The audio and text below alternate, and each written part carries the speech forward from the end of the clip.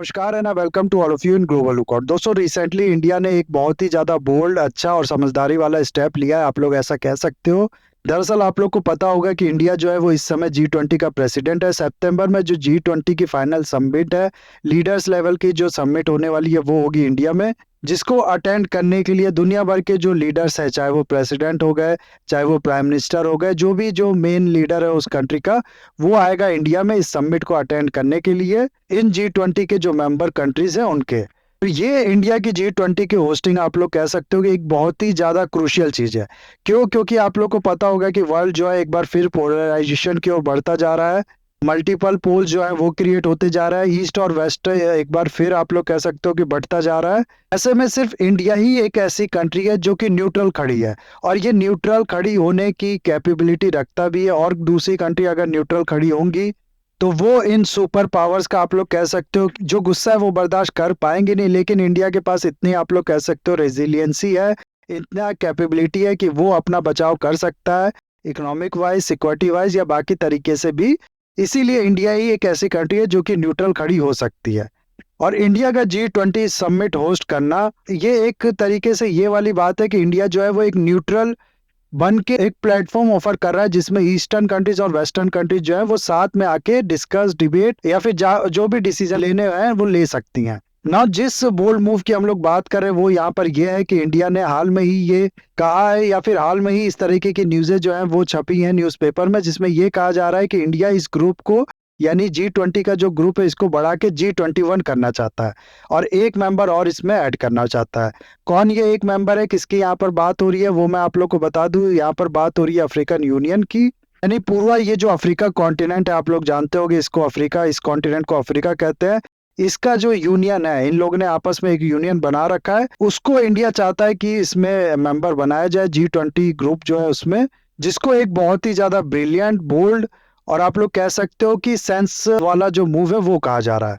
तो इन्हीं सब चीज़ों के बारे में हम लोग डिस्कस करेंगे पूरा इस वीडियो में डिटेल में। बहुत कुछ आप लोग को जानने को, सीखने को इस वीडियो में मिलेगा, बस आपको एंड तक बने रहना है। और अगर वीडियो अच्छा लगे तो लाइक, कमेंट, शेयर, सब्सक्राइब जरूर करना है। G20 में आप लोग को इस समय पता होगा कि ये जो मेंबर्स हैं ये हैं 19 मेंबर्स, 19 कंट्रीज यहाँ पर मेंबर्स होती हैं, प्लस एक यूरोपियन यूनियन होता है। इन पूरी लिस्ट में अगर आप लोग देखो तो यहाँ पर यूरोप का अच्छा खासा आप लोग को रिप्रेजेंटेशन मिल जाएगा। उसके अलावा एशिया का अच्छा खासा आप लोग को यहाँ पर रिप्रेजेंटेशन मिल जाएगा। नॉर्थ अमेरिकन कॉन्टिनेंट का भी ठीक ठाक रिप्रेजेंटेशन आप लोग को मिल जाएगा। अफ्रीका का अगर आप लोग देखो ना, सिर्फ एक कंट्री, साउथ अफ्रीका को छोड़ के कोई भी ऐसी कंट्री नहीं है अफ्रीका की जिनको यहाँ पर रिप्रेजेंटेशन मिला हो, यानी कि जो इस G20 ग्रुप की मेंबर हो।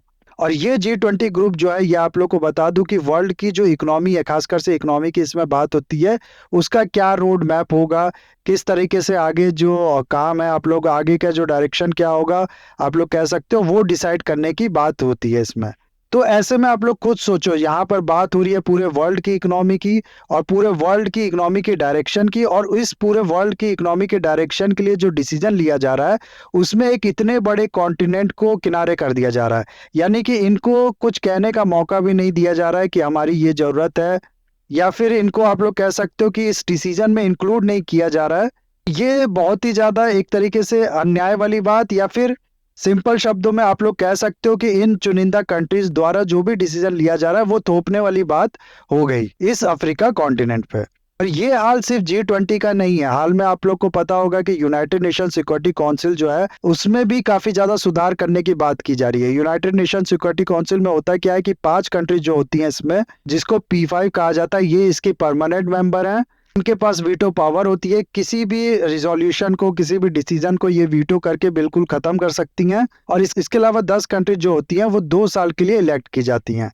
इसमें भी अगर आप लोग देखो तो ये जो परमानेंट सीट्स हैं इसमें यूरोप की आपको कंट्री मिल जाएगी 2, ब्रिटेन और फ्रांस, और फिर नॉर्थ अमेरिकन कॉन्टिनेंट की एक कंट्री है USA, एशिया से एक कंट्री है चाइना, और फिर है रशिया, जिसको एशिया और यूरोप दोनों में आप लोग रख सकते हो। लेकिन ना ही इसमें अफ्रीका की कोई रिप्रेजेंटेशन है, ना ही लैटिन अमेरिका की आप लोग कोई रिप्रेजेंटेशन है कह सकते हो, ना ही ऑस्ट्रेलिया वाला जो कॉन्टिनेंट है, ऑस्ट्रिया जिसको कहते हैं, उसकी कोई रिप्रेजेंटेशन है इसमें। तो ऐसे में किस बेसिस पे आप लोग कह सकते हो कि ये जो ग्रुप है ये पूरे वर्ल्ड के लिए डिसीजन लेती है, या फिर पूरे वर्ल्ड को रिप्रेजेंट करने वाला ये ग्रुप है? ये कहना तो जाहिर सी बात है सरासर गलत होगा। इस ऐसे में अगर हम लोग बाकी जो कॉन्टिनेंट से बाकी जो एरिया है उसको छोड़ भी दें, सिर्फ एक कॉन्टिनेंट की हम लोग बात करें, सिर्फ अफ्रीका की, जिसके हाल में इंडिया ने बात की है G20 में ऐड करने की, तो इसको रिप्रेजेंटेशन प्रॉपर मिलना बहुत ही ज़्यादा ज़रूरी है। क्योंकि सबसे पहले तो इन लोगों पे जो अत्याचार हुआ है वो हुआ ही, हम लोग जानते ही हैं। लेकिन उसके अलावा अगर आप लोग देखो ना, तो 1950 से अभी तक यानी 2020 तक ये जो डाटा है आप लोग यहाँ पर देख सकते हो, अफ्रीका का जो डेमोग्राफिक डिविडेंड है वो काफ़ी ज़्यादा आप लोग कह सकते हो पॉजिटिव है। डेमोग्राफिक डिविडेंड आप लोग को बता दूं क्या होता है कि डेमोग्राफिक डिविडेंड का मतलब है कि कंट्री के अंदर जो पॉपुलेशन है ना, उसमें वर्किंग एज पॉपुलेशन जो है, यानी कि 16 से लेकर 64 साल आप लोग कह सकते हो। हर कंट्री में अलग अलग इसको मानी जाती है वर्किंग एज पॉपुलेशन जो होती है, लेकिन जनरल इतनी होती है। इस एज की जो पॉपुलेशन है ये ज़्यादा है, और ये आने वाले टाइम में और बढ़ने वाली है अफ्रीका के कॉन्टिनेंट में। और फ्यूचर में एक बहुत बड़ा इकोनॉमी को लेके जो इशू है वो ये बताया जाता है कि जो लेबर शॉर्टेज है वो भी हो सकता है। तो ऐसे में दुनिया की एक बहुत बड़ी जो ये इशू है ये सॉल्व कर सकता है अफ्रीका। सिर्फ इतना ही नहीं, अगर इकोनॉमिक वाइज आप लोग देखो, इकोनॉमी का जो साइज है उसके तरीके से आप लोग देखो, तो अफ्रीका की इस समय जो टोटल जीडीपी है, टोटल इसकी इकोनॉमी आप लोग देखोगे तो ये है अराउंड 3.14 ट्रिलियन की। 2050 तक ये बढ़ के हो जानी है अराउंड 29 ट्रिलियन की। और 2050 तक आप लोग को मैं बताऊं कि वर्ल्ड की कितनी होगी, ये होगी अराउंड 170 ट्रिलियन की, ऐसा बताया जाता है।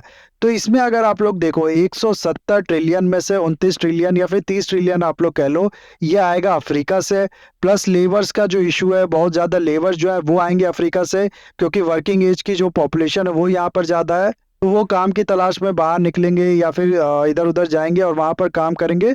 तो अफ्रीका का जो कंट्रीब्यूशन होने वाला है ना वर्ल्ड की इकोनॉमी में, वो 2050 तक बहुत ही ज्यादा होने वाला है। 2050 तक आप लोग को बता दूं कि इंडिया की जो टोटल इकोनॉमी होगी वो भी यही कहा जाता है कि 30 ट्रिलियन के आसपास होगी। तो इंडिया की जो कंट्रीब्यूशन होने वाला है, ठीक उतना ही कंट्रीब्यूशन होने वाला है, चाहे वो इकोनॉमिक साइज के वाइज आप लोग कह लो या फिर इकोनॉमी के लिए जो लेबर सपोर्ट है उसके वजह से आप लोग कह लो, वो बढ़ने वाला है। अब इसको यहाँ पर इस तरीके से कंपेयर मत करना, तो क्या उनसे बड़ी बात होगी, इंडिया का अकेले 30 ट्रिलियन का है, जितना एक कंट्री यानी इंडिया का है उतना पूरे कॉन्टिनेंट का है। तो इसमें तो कोई भी मुकाबला नहीं हुआ। ऐसे तो अफ्रीका जिसमें इतने कंट्रीज है वो इंडिया से बहुत ज्यादा पीछे हुआ। देखो ऐसा जो कंपैरिजन है ना, वो अगर आप लोग करोगे तो वो सरासर गलत होगा। अफ्रीका का अगर आप लोग टोटल पॉपुलेशन देखो ना, तो वो है अराउंड 122 करोड़ का, और इंडिया का जो अभी का टोटल पॉपुलेशन है वो आप लोग यहाँ पर देख सकते हो, इससे बहुत ही ज्यादा है। तो इतने कम पॉपुलेशन होने के बाद इतनी इकोनॉमी होना, 2050 तक 29 ट्रिलियन की इकोनॉमी होना, ये कोई छोटी बात नहीं है। और इनका डेमोग्राफिक डिविडेंड जैसा कि मैंने आप लोग को बताया ये बढ़ना ही है, यानी कि जो वर्किंग एज पॉपुलेशन है ना वो इंडिया में जब गिरने भी लगेगा, जैसे चाइना में गिरने लगा है, तब भी ये चीज बढ़ेगी अफ्रीका में। तो आगने वाले टाइम में इनका जो कंट्रीब्यूशन है वो बढ़ने वाला है। इसीलिए इनको चाहे यूनाइटेड नेशन सिक्योरिटी काउंसिल में हो गया, सिक्योरिटी काउंसिल में इसलिए क्योंकि इकोनॉमी है ही, प्लस साथ ही साथ ये कॉन्टिनेंट को आप लोग ऐसे अकेला नहीं छोड़ सकते कि नहीं इस कॉन्टिनेंट से किसी भी मेंबर को हम लोग नहीं लेंगे। वर्ल्ड की जो सिक्योरिटी है उसको इंश्योर करने के लिए, उसके डायरेक्शन में, उसके डिसीजन मेकिंग में ये चीज गलत होगा, तो इस सिक्योरिटी काउंसिल में इनको लेना ही पड़ेगा। प्लस G20 भी अगर आप लोग देखो ना, जो इकोनॉमी का ग्रुप है उसमें भी इनका जो मेंबरशिप है वो होना बहुत ही ज्यादा जरूरी है। और ये सेंस भी रखता है, देखो बिना पूरे वर्ल्ड के हर कोने से रिप्रेजेंटेशन आए हुए कैसे आप लोग कह सकते हो कि G20 जो है वो वर्ल्ड का एक ग्रुप है जो कि पूरे वर्ल्ड के लिए डिसीजन लेता है। ये तो गलत कहने वाली बात हो गई ना। इसीलिए इनका जो मेंबरशिप है वो बहुत ज्यादा जरूरी है। और दूसरी चीज अगर आप लोग यहाँ पर देखो, इंडिया की जो एडवोकेसी है कि अफ्रीका जो है उसका भी मेंबरशिप होना चाहिए G20 में, इसका एक बहुत बड़ा रीजन यहाँ पर यह है कि जो वर्ल्ड है वो, जैसा कि मैंने आप लोग को बताया, एक बार फिर जो है वो पोल में डिवाइड होता जा रहा है। वर्ल्ड जो है एक बार फिर बाइपोलर होता जा रहा है। एक तरफ है यूएसए और वेस्टर्न कंट्रीज, और दूसरी तरफ आप लोग कह सकते हो चाइना है, या फिर चाइना और रशिया जो है इनका नेक्सस है। ऐसे में इंडिया की जो पॉलिसी है वो शुरुआत से रही है नॉन अलाइंड होने की पॉलिसी, यानी कि ये ना ईस्ट की ओर जाएगा ना वेस्ट की ओर जाएगा। अपने प्रॉफिट के हिसाब से, अपनी जो माइंड है उसके हिसाब से हम आगे काम करेंगे, ये इंडिया कहता है अपने फॉरेन पॉलिसी में, और इसको नाम दिया जाता है नॉन अलाइंड मूवमेंट। और ये चीज देखो, ये पॉलिसी जो है वो फॉलो करना इतना आसान काम नहीं है। मान लो दो लोग आपस में लड़ रहे हो और आप बहुत ज्यादा कमजोर हो और आप कहीं कोने में बैठे हो एक जगह, दोनों फिर आपके पास आए कि आप मेरा साथ दो इस लड़ाई में, और दूसरा कहे कि आप मेरा साथ दो।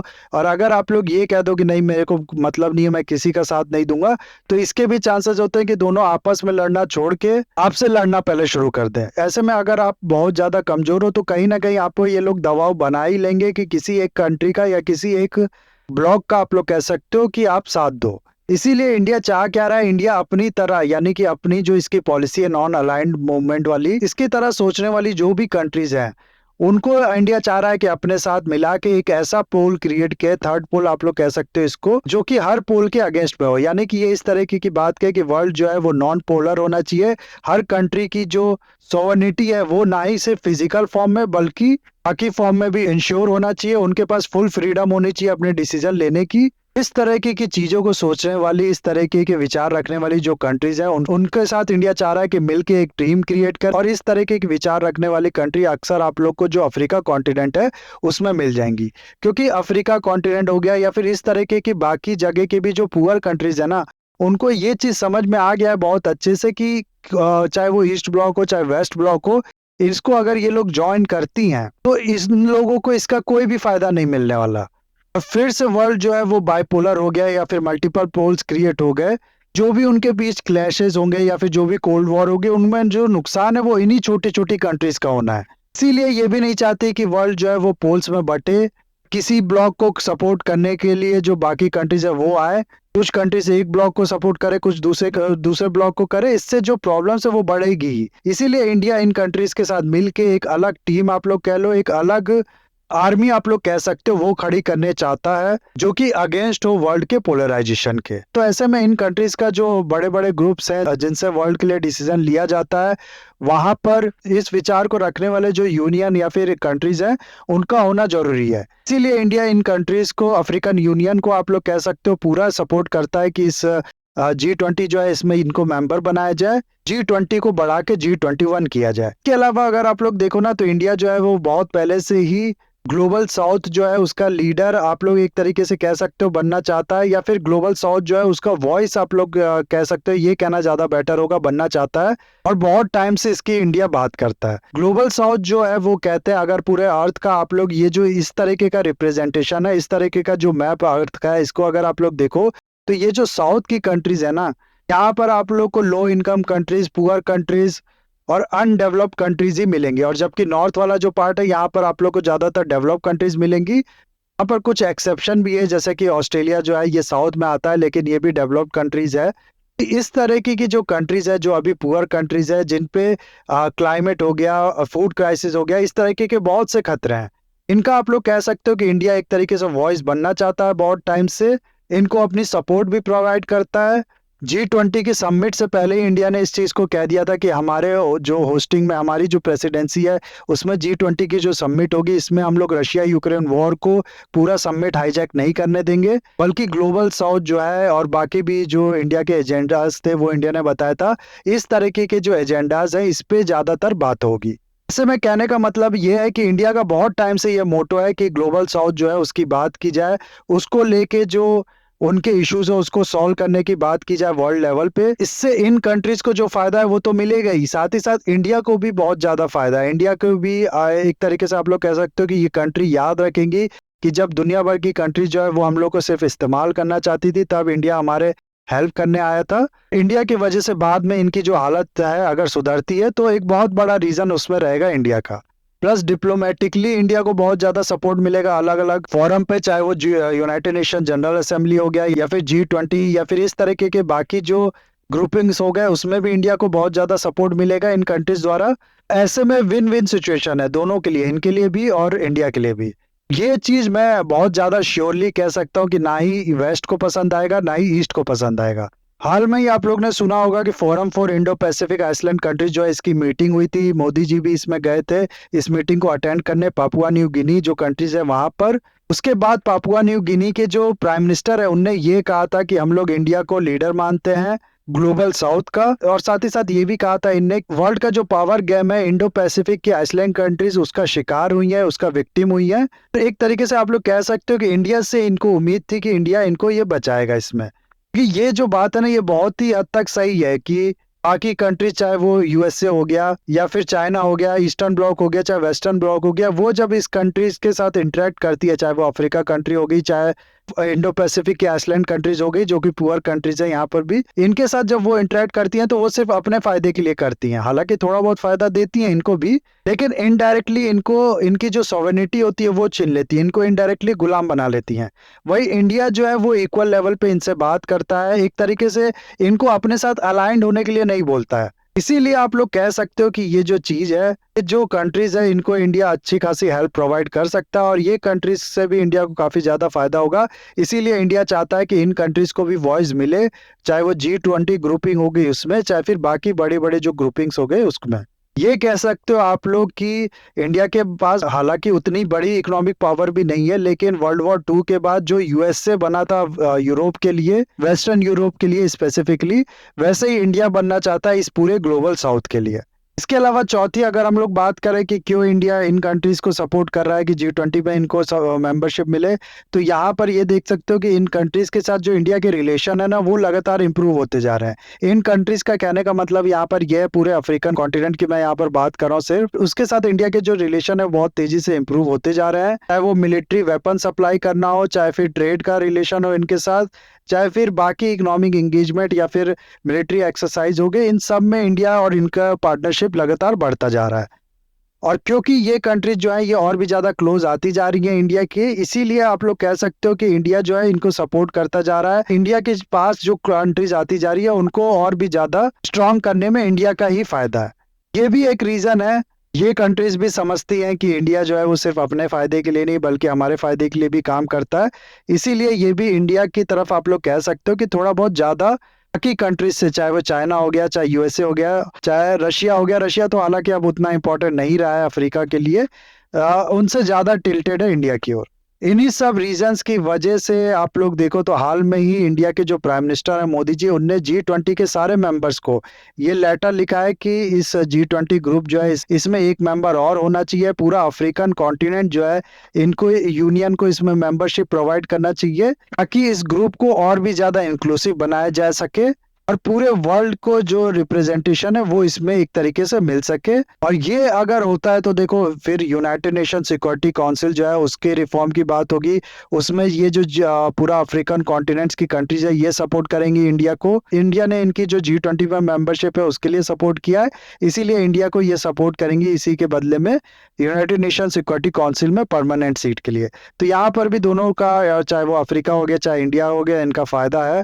इसीलिए इंडिया जो है वो ऐसा कर रहा है और ऐसा करके आप लोग कह सकते हो इंडिया जो है वो प्रूव कर पाएगा कि चाहे ग्लोबल साउथ हो गया या फिर चाहे सिर्फ अफ्रीका हो गया, इन दोनों के लिए ही इंडिया जो है वो एक अच्छा दिशा निर्देशक, इनके वो बचाने वाला सेवियर आप लोग कह सकते हो, और पूरे वर्ल्ड के पोलराइजेशन को रोकने वाला कंट्री जो है वो है।